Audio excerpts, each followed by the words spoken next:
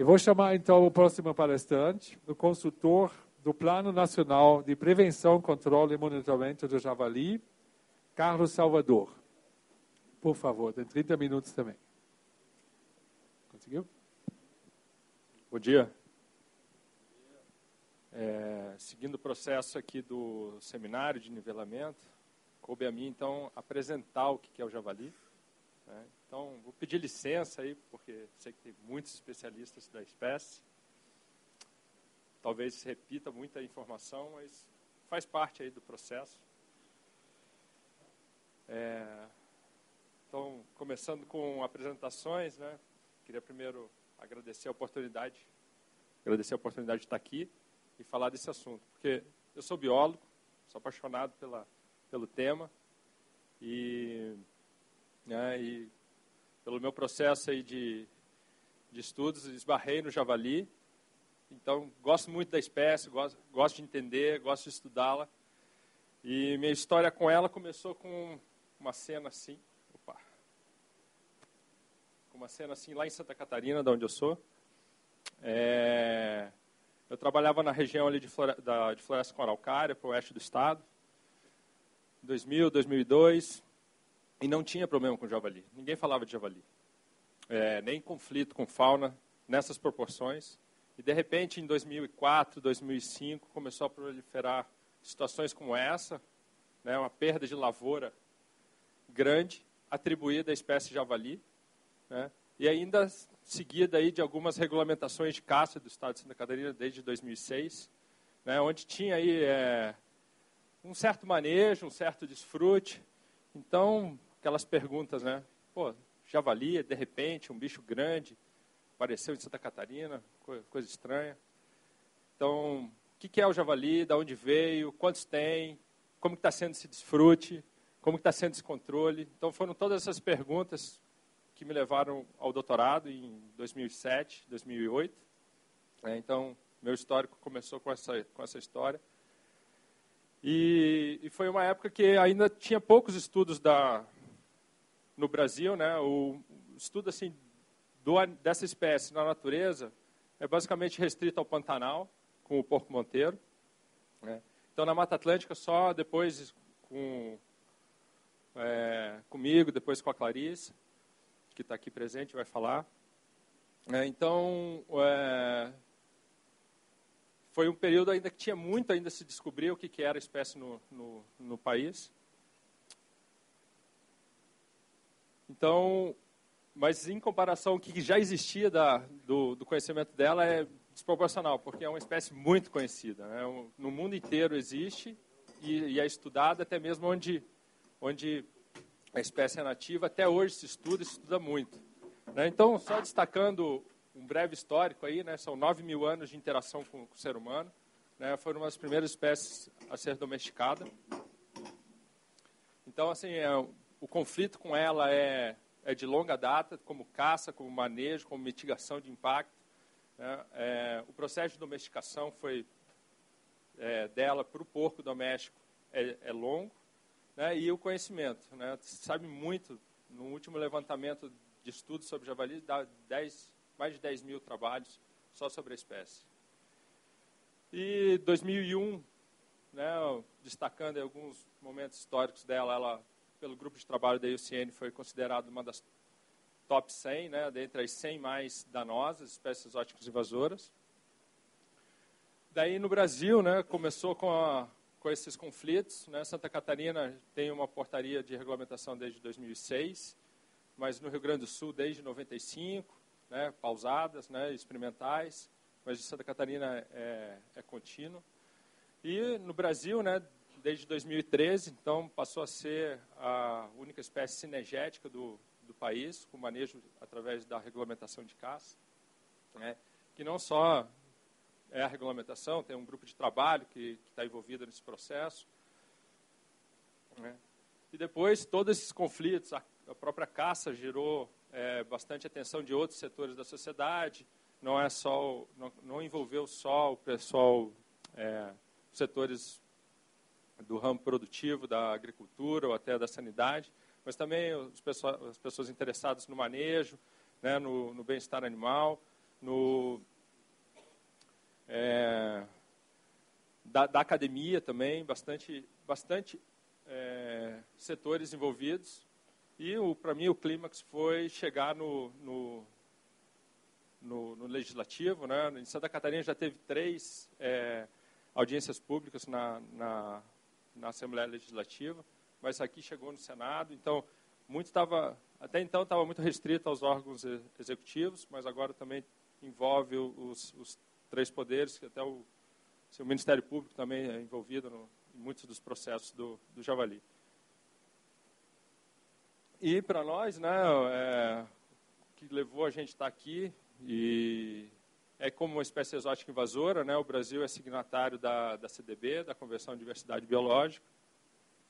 Então, a gente, pela uma das reuniões das partes, a 10ª, né, em 2010, estabeleceu as metas, e as metas é controlar e erradicar algumas espécies exóticas invasoras no país dos signatários. Né? Então, o MMA estabeleceu algumas espécies exóticas para trabalhar com as metas. Então, a gente está comprometido a trabalhar com algumas delas, no caso aí o javali, o coroçol e talvez mais uma. E vai culminar, então, num plano de ação para a gente lidar em nível nacional, né, que exige aí uma comissão, né, tem o diagnóstico, a elaboração do plano, tem esse seminário, vai ter um próximo encontro, que é a oficina. Então, não para por aqui. Esse não é o primeiro ponto, nem o último. Então, o processo está em andamento. E cada passada dessa, a gente fica mais especialista ainda no bicho. Então, eu estou aqui por causa disso, muitos de vocês estão por causa disso. Agora falta explicar por que o javali está aqui. Né? A primeira coisa que eu tenho a dizer sobre ele é que é um porco do mato. Né? Então, eles não têm uma certa distância evolutiva, mas ecologicamente eles desempenham um papel muito parecido em todas suas áreas de distribuição. Né? Eles são generalistas, não ruminantes, né? Forrageiam em grupo, né? Varas, né? Esse hábito de fuçar deles constitui uma força bastante grande e volumosa nos ecossistemas onde eles existem. Né? Eles alcançam elevada biomassa, eles têm geralmente populações grandes, eles são presas de grandes predadores e também são predadores de pequenos animais. Né? E se você somar todas as interações que ele faz, é uma lista enorme, né? E eles desempenham, então, assim, um papel muito grande dentro dos ecossistemas onde eles são nativos. A gente vai lidar aí, então, com uma que é principal, que tem a maior distribuição, né? Que é a espécie que está distribuída aqui, que é do gênero Sus, né? Então, é um gênero que tem 10 espécies, mas a gente vai falar de uma em especial, que é o Sus scrofa. Né? Estou escutando bem? Então, a espécie que já foi apresentada a distribuição dele, mas é uma distribuição de um dos maiores vertebrados no mundo, né? Vai do Portugal ao Japão, né? Uma amplitude geográfica aí gigantesca, né? Vive em vários ambientes, então é uma espécie com bastante plasticidade, né? E dizer o que é javali nessa história não é uma tarefa muito fácil, porque até mesmo entre os taxonomistas tem uma série de divergências, né? São consideradas várias subespécies. Então, dizer o que é javali aí é uma amplitude muito grande. E para piorar, né, nessa distribuição aqui, que é o palco das grandes civilizações, né, das primeiras civilizações, a interação com o porco levou à domesticação. Então, foram 9.000 anos aí de tentativa e erro, né, e um processo de modificação. Não foi um processo pontual, então foi em vários momentos da história da humanidade a domesticação do animal, e vários pontos independentes. Então, você tem aí não só a variação da espécie na natureza, mas sim depois o processo de domesticação em vários momentos que vai gerar aí, organismos muito mais distintos e muito mais variados daquilo que a gente está tentando entender do que é o javali. E para piorar ainda, né, a gente pegou ele que tinha uma distribuição original ampla na Europa, na Eurásia, na Ásia, no norte da África.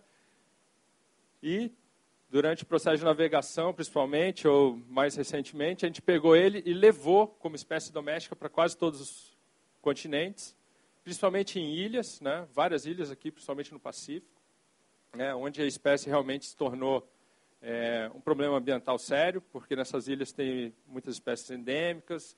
Então, essa espécie Suscrofa em ilhas se tornou aí um exemplo clássico de espécie invasora que causa extinção.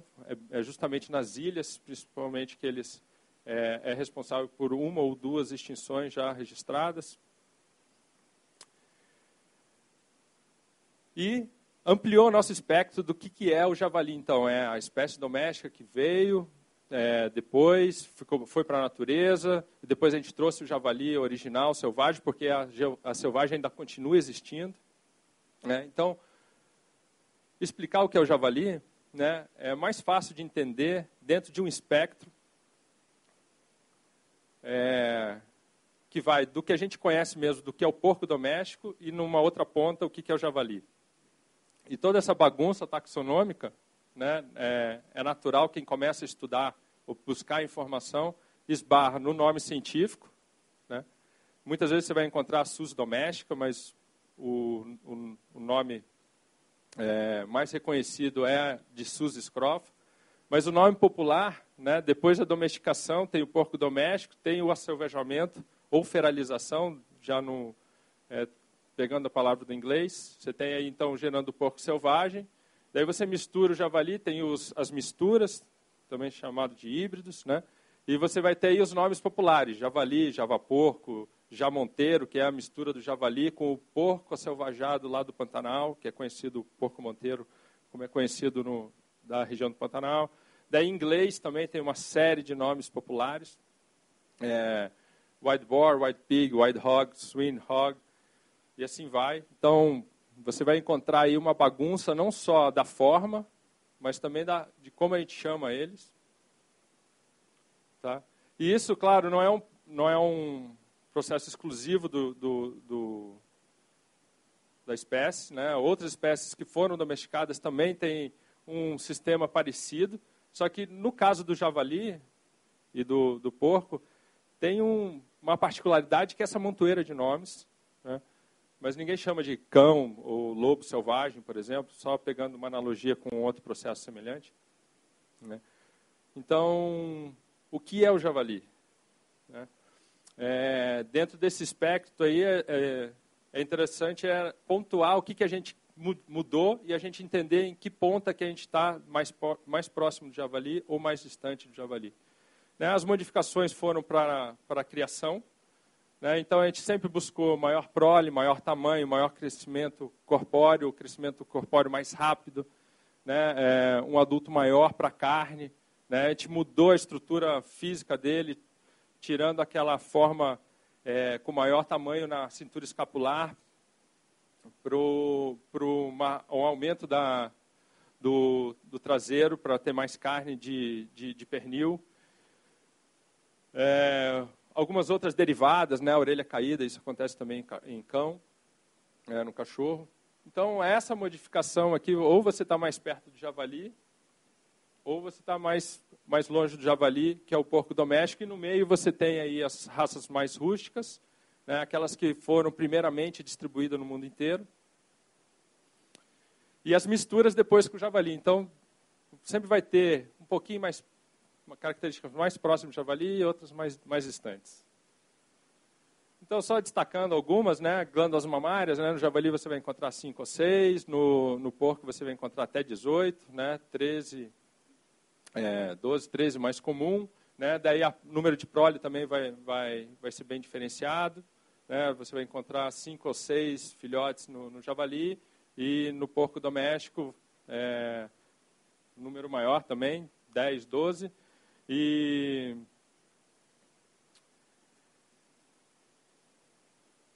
as misturas, né, você vai ter aí, né, dependendo do... Quanto mais javali, menos filhote, mais javali, características menos javali, você vai ter mais filhotes. Né? Os porcos monteiros, por exemplo, eu acho que tem 8, 7 filhotes, e assim vai. Então, daí, na natureza, como que você vai identificar como você caracteriza o que é o javali? No adulto, né, você tem aí o peso deles, né, o adulto mesmo na Europa original, da sua distribuição, tem uma variação, as fêmeas em torno de 80, 100 quilos, os machos lá 130, 150, né, ou um pouquinho menos, dependendo da região de onde ele é, né, e o porco lá a gente alcançou mais de 300 quilos. Outra característica que a gente não vê em campo, mas se quiser identificar com mais precisão é o cariótipo, né? O javali característico mesmo tem 36 cromossomos, o porco vai ter aí 38 até 40 cromossomos. E as misturas aí vão ter todas as possibilidades, né? E, né, só algumas questões morfológicas, né? O javali tem o rosto bem comprido, né? Ele tem aquele rosto tipo cunha, né? Que ele usa muito como forma de fuçar, de levantar troncos e levantar galhadas no seu hábito de forrageio. E depois você tem o porco, né, que ele é encortado, né, então ele vai ter aquele chanfro aqui na parte frontal do crânio, e depois aselvajado, ele mais tardio, ele vai perdendo um pouco essas características, vai ficando um pouquinho mais comprido, né, mas também tem as misturas de javali com porco aselvajado, que dá algo intermediário. Né? E você vê aí o peso, né, que a gente encontra muito relato, eu consegui um javali de 300 quilos, 250, né? Muito provavelmente é uma mistura, ou uma variedade bastante diferenciada de javali, mas fora do comum. Lá em Santa Catarina, os mais típicos, aqueles que apresentam maior característica de javali, não passam aí de 150, é difícil passar, 130, 150 quilos, né? Mas outros bem mais porco, né? Aqueles porcos ferais grandes, o famoso Hogzilla, né? Apareceu na NetGeo um tempo atrás, né? 360 quilos, está muito mais para porco do que para o próprio javali. Né? Daí em vacarias, né? Um bicho muito parecido com o javali, mas com peso muito diferente do que a gente espera para a espécie. E do filhote, né, talvez seja a característica mais comum de identificar o que é javali. Né? Durante o processo de domesticação, a gente perdeu as listrinhas, né? Eles são tipo melancia, né? Com aquelas faixinhas. Né? E daí o filhote de javali não. Então, assim, é uma das características que menos perdeu. Se você quer identificar quer ter mais confiabilidade se é javali ou não, o filhote é uma boa referência. Né? E aqui, por exemplo, pegando um exemplo de uma situação comum lá no oeste de Santa Catarina, você tem aí o ambiente contaminado por javali, tem um chiqueiro bem próximo, daí o javali vem, cobre a porca, daí você tem misturas, né, da porca doméstica, e você tem os filhotes aí já todo misturadinho, mostrando que tem uma mistura de javali. E é um dos meios de você identificar aqui esse ambiente é contaminado por javali. Então, daí em Santa Catarina, na América do Sul, né, o histórico que vai ser melhor apresentado pelo Pedrosa. Mas só contextualizando que na América do Sul sempre teve populações ferais, né, de porco aselvajado, trazido aí durante o processo de colonização, né, que desenvolveu aí para a suinocultura, os animais ficaram cada vez mais confinados, as populações selvagens começaram a desaparecer. Isso aqui é um mapinha da FAO mostrando já as populações, as densidades de criação de javali, de porco. Então, esse processo aqui foi diminuindo a quantidade de javali, de porco se aselvajando, né? Então, por isso que muitas populações desapareceram.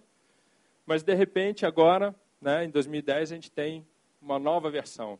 Então, existe um histórico, né, diferente, né, que você tem aí várias populações de porco aselvajado, e agora a gente tem uma distribuição maior de javali, né, que iniciou aqui na Argentina e depois começou a ser distribuído para o resto do continente.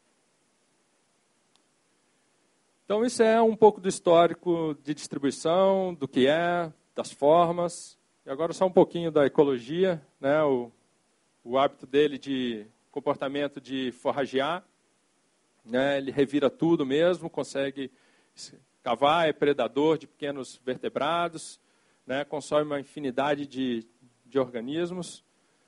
Né, ele, durante suas atividades, ele usa bastante o ambiente. No caso, uma característica que ele não perdeu no processo de domesticação é esse hábito de fazer o ninho. Né, a porca, ela sai da vara quando está prenha para ter o filhote, faz uma cama. Né? Isso acontece com o javali, acontece com o porco, quando você dá essa possibilidade para ele fazer. Né?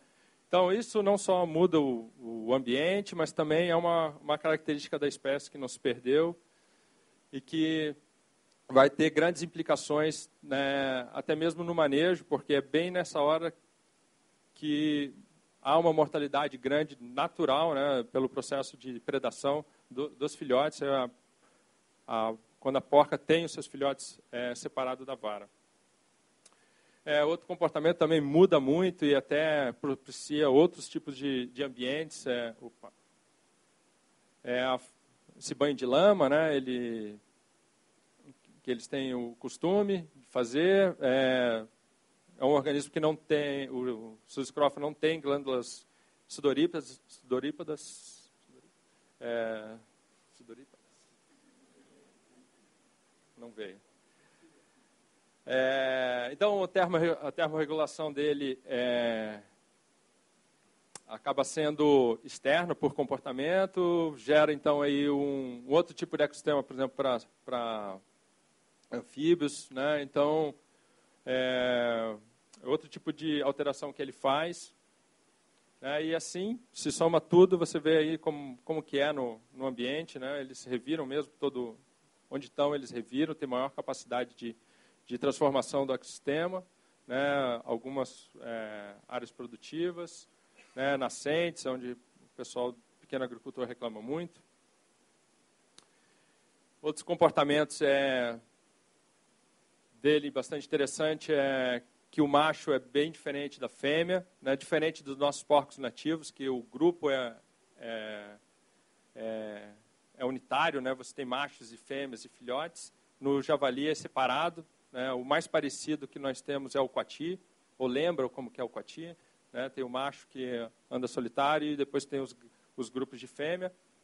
Né? Então, é um macho com uma área de vida muito maior, com vários grupos de fêmeas, né? Compostos aí por irmãs, tias e vários filhotes.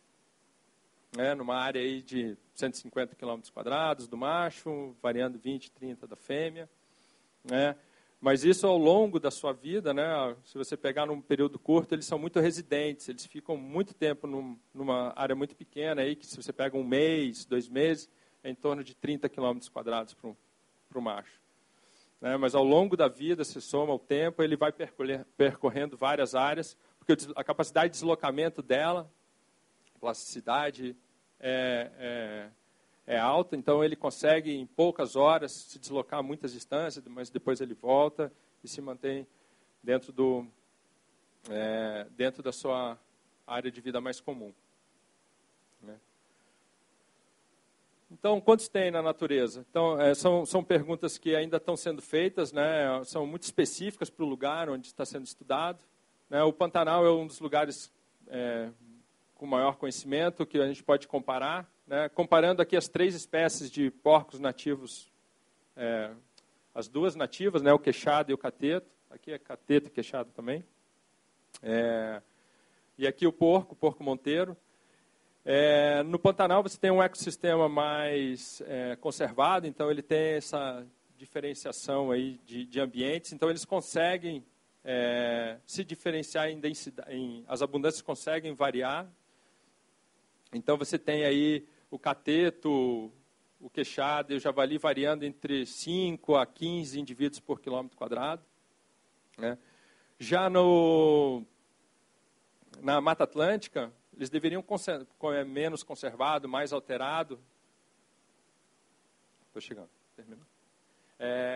Deveriam concentrar mais, mas as densidades que a gente foram estimadas por enquanto não chegam a esses valores, né, em torno aí de 2, 3 indivíduos por quilômetro quadrado. São, no mínimo, a metade ou até mesmo 5 vezes menos do que é encontrado no Pantanal. Né, só comparando, então, com o que a gente espera para a cateta e queixada na Mata Atlântica, 2 ou até menos de um indivíduo por quilômetro quadrado. Então, é proporcional ao que a gente tem na Mata Atlântica para os porcos do mato. Então, no Pantanal é bem explicado aí pela variação do ambiente, mas na Mata Atlântica, a explicação por que tem mais numa região, por que tem menos na outra, essa resposta como é tudo muito recente, não é explicado pelo tempo. Por exemplo, quanto mais tempo, mais indivíduos tem na natureza, ou mais recurso, mais indivíduos. Isso aí não explica porque tem certa variação no diferentes quantidades na natureza. Por exemplo, Santa Catarina, pegando todo o oeste, nessas regiões pretas estudadas aqui, você tem aí esses coloridos aqui, a quantidade de criadores por quilômetro quadrado. Né? Santa Catarina é um dos poucos estados que teve o levantamento de criadores clandestinos de javali. São mais de 600 criadores de javali em 2003. Somava mais de 5 mil cabeças de javali. Em 2004, muito provavelmente, parte dessa quantidade de javali em cativeiro foi lançado para a natureza. E é o que melhor explica por que tem, quanto mais densidade de criadores, maior a quantidade de javali no ambiente. Né? Pegando essas regiões aqui que foram estudadas. Então, isso pode ser um caso particular de Santa Catarina, mas na Mata Atlântica, como é tudo muito recente, você tem aí, vai ter outras variáveis sendo explicadas. Né? E se você pegar, somar tudo que eu falei agora, você colocar na lista do que ele faz, é uma infinidade de coisas, né? Ele interage com animais, com ecossistemas, com plantas, com solo, com ser humano, né? Nas zoonoses, na agropecuária. Então, se você somar, a lista é gigante, você consegue mais de 30 itens de interação. Né? Na América do Sul já tem 40 trabalhos, mais de 40 trabalhos listando, né? Mas tudo vai depender aí de cada região, né, com o que tem e o que tem para interagir. Né? Então, para resumir, né, o que a Yuciene falou, né, ela fez uma lista aqui de interações, né, ataque à lavoura, transmissão de doenças, exposição ao solo. Essa lista é muito maior, na verdade, que justifica ela ser uma das 100 piores espécies danosas. Né? Mas um aspecto bastante importante para ela ser classificada como esse caso didático, né, dessa lista, é que o manejo é complicado, né, tem uma dimensão humana nessa história que é muito forte, que faz com que ela tenha uma atenção diferenciada pela forma de manejo e os conflitos de interesse que geram, né, fazem dela ter essa proliferação gigante no mundo. E agora no Brasil. Então, obrigado novamente. Espero ter esclarecido aí, apresentado o que é o javali. Espero que não tenha dúvida de quem é. Obrigado.